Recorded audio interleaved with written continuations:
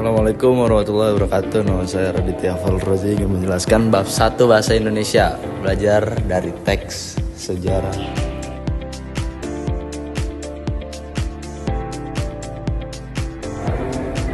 Oke, di sini pertama belajar dari cerita sejarah. Pada bab ini kamu akan mempelajari tokoh yang menginspirasi dalam teks sejarah maupun teks cerita sejarah.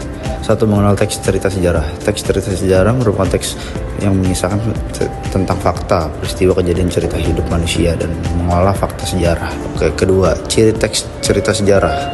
Teks cerita sejarah merupakan teks yang mengisahkan tentang fakta gitu. 3. Jenis teks cerita sejarah. Teks cerita sejarah dapat dibedakan atas 2 jenis, yaitu A. Teks cerita sejarah fiksi, yaitu cerita sejarah yang tidak nyata dan imajinatif, dan B. Teks cerita sejarah non-fiksi, yaitu cerita sejarah yang benar-benar pernah terjadi atau nyata. Oke, nomor 4. Menggunakan referensi untuk memahami cerita sejarah. Teks cerita sejarah berisi informasi atas suatu peristiwa. Penulisnya biasanya menggunakan informasi dan berbagai sumber yang valid. B. Menelaah teks cerita sejarah. Orientasi merupakan bagian tahap pengenalan atau pembuka teks. Biasanya berisi perkenalan tokoh atau topik yang dikisahkan secara umum penulis.